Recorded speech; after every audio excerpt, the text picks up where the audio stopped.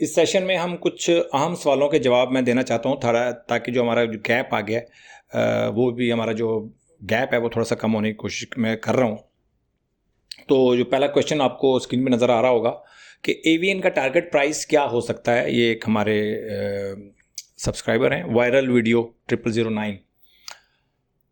तो जो नए मेरे सब्सक्राइबर्स हैं, जो न्यू जो हमारे व्यूवर्स हैं, मैं उनके इस सवाल का बुरा नहीं मनाता। लेकिन अगर आप पुराने सब्सक्राइबर हैं और पुराने व्यूअर हैं, फिर भी अगर आपके जहन में कुछ इस तरह का क्वेश्चंस आते हैं कि फ़लाँ स्टॉक का टारगेट बता दें, फ़लाँ स्टॉक का टारगेट बता दें, तो मैं समझता हूँ फिर इसका मतलब है कि आप मेरी वीडियो से इस्तिफ़ादा नहीं कर पा रहे। किसी भी स्टॉक को किसी भी स्टॉक का हम टारगेट नहीं निकाल सकते, हमने उसके साथ चलना है। ठीक है, ये सब बातें होती हैं।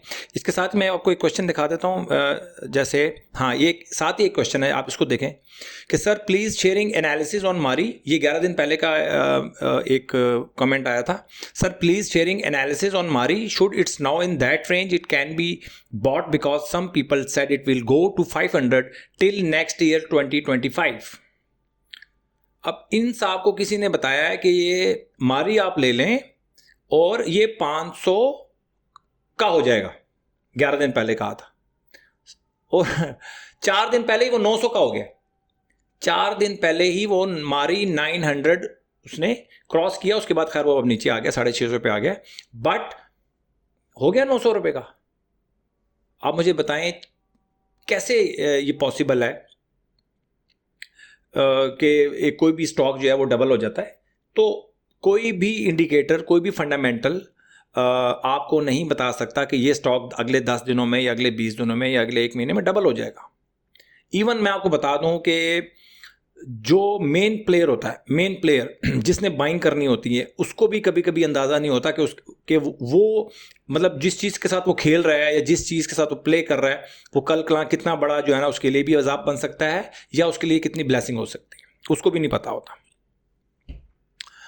तो ये वाला जो मैसेज है, मारी गैस वाला, मारी पेट्रोलियम वाला, आपको अंदाज़ा हो गया होगा कि मार्केट में कुछ नहीं पता चल सकता किसी को। हाँ, हमारे जो रूल्स रेगुलेशंस हैं वो हमें बेसिकली प्रॉफिटेबल बना सकते हैं या बड़े प्रॉफिट का हिस्सा बना सकते हैं। ठीक है, तो आपने टारगेट निकालना छोड़ दें, स्टॉक में काम करें और स्टॉक को लेके चलना है। हमने उसके ऊपर सवारी करनी है, जहाँ तक जाएगा हमने उसके साथ जाना है। हमने टारगेटेड काम नहीं करना। ठीक है, अच्छा, इसके बाद है जी कि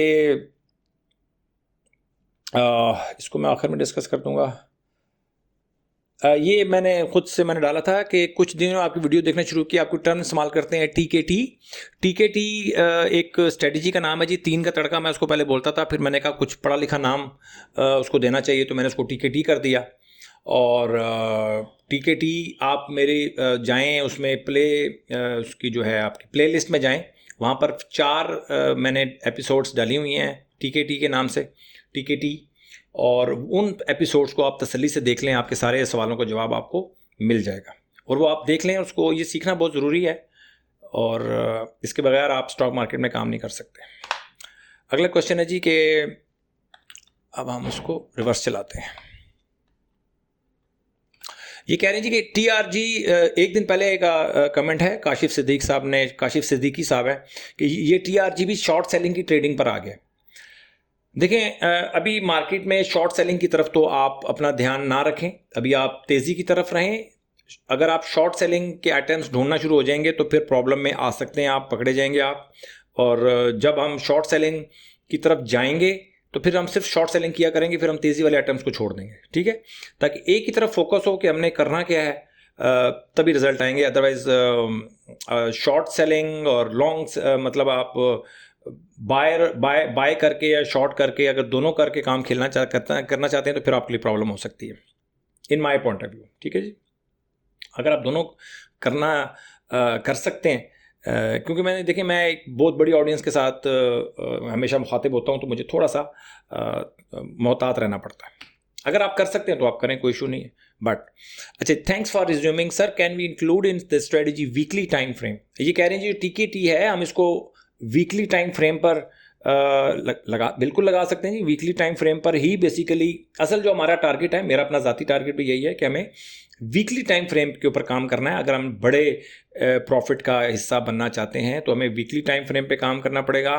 और स्टॉप लॉस 8%, वैसे तो 6% रखें। अगर आप डेली चार्ट पे काम कर रहे हैं तो फिर आप 6% रखें, और अगर आप वीकली टाइम फ्रेम पे काम कर रहे हैं तो फिर आप 8 to 10% भी रखेंगे। जितना बड़ा स्टॉप लॉस होगा उतना ही आपके लिए अच्छा है, उतना ही अच्छा है, ठीक है। जो बड़े प्लेयर्स हैं उनका स्टॉप लॉस भी बड़ा होता है जिसकी वजह से वो जीतते हैं। छोटा प्लेयर छोटा स्टॉप लॉस होता है जिसकी वजह से वो हारता है, ठीक है, या उसके जीतने की जो प्रोबेबिलिटी होती है वो कम होती है। तो स्टॉप लॉस जितना बड़ा होगा उतना ही अच्छा है, इसमें तो कोई मसला नहीं है। 8% है वीकली पे रखें, आप 10% भी रख सकते हैं, कोई इतना बड़ा इशू नहीं है। अच्छा जी, इसके बाद है जी सर नेक्स्ट स्ट्रेटेजी। हाँ, वो कहते हैं जी नेक्स्ट स्ट्रेटेजी पर कब काम करें। देखिए, नेक्स्ट स्ट्रेटेजी के ऊपर मैं काम करूँगा। बहुत सारी स्ट्रेटेजीज हैं मेरे पास, 5 से 6 स्ट्रेटेजीज जो हैं वो पाइपलाइन में हैं, लेकिन अभी मैं उनको रिवील नहीं कर रहा। इस वजह से रिवील नहीं कर रहा कि ये जो आपकी जो टीकेटी की जो स्ट्रेटजी है इसको आप पहले समझ लें, कुछ अर्सा इसके ऊपर काम करें। उसके बाद दूसरी जो स्ट्रेटजीज होंगी वो भी मैं रिवील करूंगा। उससे ये होगा कि आप अपने स्टाइल के मुताबिक उन स्ट्रेटजीज को अडॉप्ट कर सकते हैं। बट अभी पहले टीकेटी के ऊपर काम करें। टीकेटी पे अगर आप प्रॉफिटेबल होंगे तभी आप दूसरी स्ट्रेटजीज के ऊपर काम कर सकते हैं। अगर टीकेटी इतनी आसान स्ट्रेटजी को आप नहीं कर सकते ना, फिर दूसरी स्ट्रेटजी के ऊपर काम करना आपके लिए बहुत मुश्किल हो जाएगा, ठीक है। उसके बाद जी हमारे पास सर आप कहाँ होते हैं? कराची में होते हैं, मैं आपसे मिलना चाहता हूँ। देखिए, इस तरह के बहुत सारे कमेंट्स आते हैं मेरे पास। मैं ख़ुद आप लोगों से मिलना चाहता हूँ बट अभी पॉसिबल नहीं है, और कुछ मेरे पास ऐसा है नहीं। जब आप आएंगे तो आपको मुझे गिफ्ट भी देना है, ठीक है। तो मैं आपके लिए गिफ्ट तैयार कर रहा हूँ, तो कुछ मेरे पास अगर देने के लिए कुछ होगा तो मैं डेफिनेटली आपसे मुलाकात करूँगा। आपको ये बताने की ज़रूरत ही नहीं है कि आप मुझसे मिलना चाहते हैं। आप मिलना चाहते हो या ना मिलना चाहते हो, मैं आपसे मिलना चाहता हूँ, और विद गिफ्ट, ठीक है ना। मैं एक तोहफे के साथ आपके साथ मिलना चाहता हूँ। सूखी सूखी मुलाकात मज़ा नहीं करेगी। आगे जी, I have a question. I have noticed you have mentioned multiple times. वो कह रहे हैं जी कि सुपर, और आप सुपर से भी ऊपर आप जब मेंशन करते हैं तो आप कहते हैं कि आप इंटर नहीं हो सकते इसमें।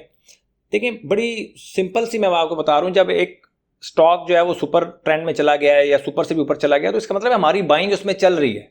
नए न्यू कमर्स या न्यू व्यूवर्स अगर उसके अंदर बाइंग के लिए जाएंगे तो वो फिर प्रॉब्लम हो सकती है। अभी तो मार्केट देखें, अभी तो मार्केट बढ़ रही है, अभी आपको वो प्रॉब्लम नहीं आ रहे जो भी आने वाले दिनों में आने वाले हैं आपको, ठीक है।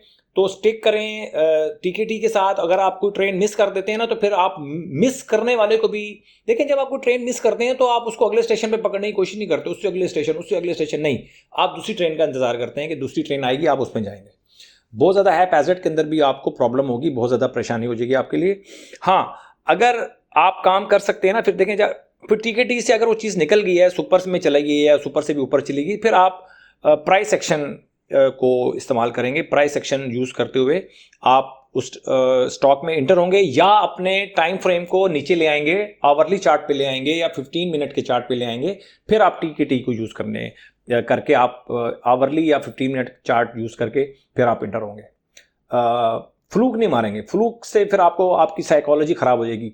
2 दफ़ा फ्लूक चल गया ना, वो 2 साल आपकी आदत नहीं छूटेगी, ये मैं आपको बता रहा हूँ, ठीक है जी। उसके बाद ये एक लाइटर नोट पे जी, एक मैंने जब ये कमेंट पढ़ा मैं घबरा गया, परेशान हो गया। एक ये नजफ मोहल साहब हैं, इन्होंने मैसेज किया, we miss you badly, thanks for update. ये आज का एक 10 दिन का पहले का मैसेज है। तो मैंने इसको पढ़ा, वी मिस यू बेबी। मतलब जब मैं पढ़ रहा था तो मैंने बैडली को बेबी पढ़ा, मैं परेशान हो गया एकदम। मैंने कहा यार ये क्या, कौन बंदा है यार, क्या मैसेज किया इसने। खैर, जब मैंने थोड़ा सा इसको देखा तो फिर मुझे लगा कि मुझे अब थोड़ा सा गौर से पढ़नी चाहिए चीज़ों को। सॉरी सर नजफ साहब, मैंने आपके मैसेज को गलत नज़रों से देखा। अगला जी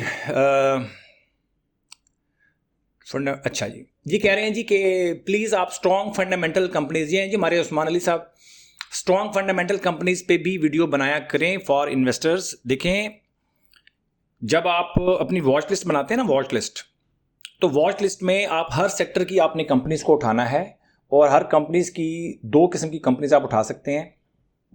एक तो उनका रेट, सबसे अच्छा रेट, उस सेक्टर में सबसे महंगी कंपनीज कौन सी है, 3 से 4 कंपनीज जो होंगी वो आपकी होंगी महंगी तरीन कंपनीज होंगी। और एक अच्छा जी, सबसे महंगी तरीन जो कंपनीज है 3 से 4 वो उनको उठाएं जब रेट उनका अच्छा चल रहा है ना। देखें,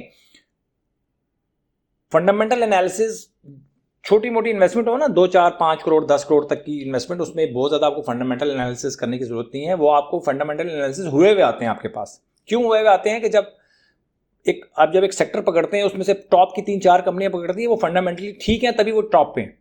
रेट वाइज आप देखा करें। दूसरा एक होता है वॉल्यूम, ठीक है। इन दो का जब आप मिलाप करेंगे ना, तो आपके पास अच्छे स्टॉक्स निकल आते हैं। हमें वॉल्यूम चाहिए होता है टेक्निकली, जब हम उसको कर रहे होते हैं, जब हम चीज़ों को एनालिसिस कर रहे होते हैं, तो फिर हमें वॉल्यूम भी चाहिए होते हैं। तो 5 कंपनियां जब आप निकालेंगे, टॉप की 5 कंपनी प्राइस वाइज जब आप निकालेंगे, तो उसमें से 2 3 कंपनीज आपने ऐसी कलेक्ट करनी है जिनके वॉल्यूम्स अच्छे हों। तो वो आपका फंडामेंटल वाला जो मामला है ना, ये जो आपका उनसर है, ये कवर हो जाएगा, ये फैक्टर कवर हो जाएगा आपका। इसकी आप फिक्र ना करें। जब आप टॉप की कंपनीज में काम कर रहे होंगे, टॉप 5 कंपनीज, किसी भी सेक्टर की टॉप 5 कंपनीज निकालें, उनमें से देखें वॉल्यूम किनके अच्छे होते हैं। वो कंपनीज जब आप उठाएंगे ना, तो ये आपका फंडामेंटल्स वाला इशू ऑटोमेटिकली रिजॉल्व हो जाएगा। अपना बहुत ख्याल रखें। और आप ना वैल्यू, मैं समझता हूँ कि वैल्यू कमेंट करें लोगों को, जिससे सीखने को मौका मिले। आपके कमेंट्स ही हैं जिससे मैं लोगों को सिखा सकता हूँ। और कमेंट्स, अच्छे अच्छे कमेंट्स आएंगे तो मैं लोगों को सिखा सकूँगा। और आपकी भी लर्निंग होगी, मेरी भी लर्निंग होगी। और आने वाले, मुझे सबसे ज़्यादा जो प्रॉब्लम होती है वो यही है कि आने वाले जो लोग हैं, बगैर सीखे स्टॉक मार्केट में जब काम करते हैं, और इस तरह के लेवल के ऊपर आके जब वो बहुत सारे अकाउंट्स खुल रहे हैं हमारे पास, और लोग, मुझे लगता है यही है कि जो जो पुराना लोग हैं, वो अगर नुकसान करेंगे तो फिर भी उनको इतना मसला नहीं होगा। उनको पता होगा कि उनकी गलती की वजह से ऐसा हुआ है। लेकिन नए लोग जो हैं वो मासूम होते हैं, और उनको नहीं पता होता कि वो कहाँ गलती कर रहे हैं। अपना बहुत ख्याल रखें। Thank you very much.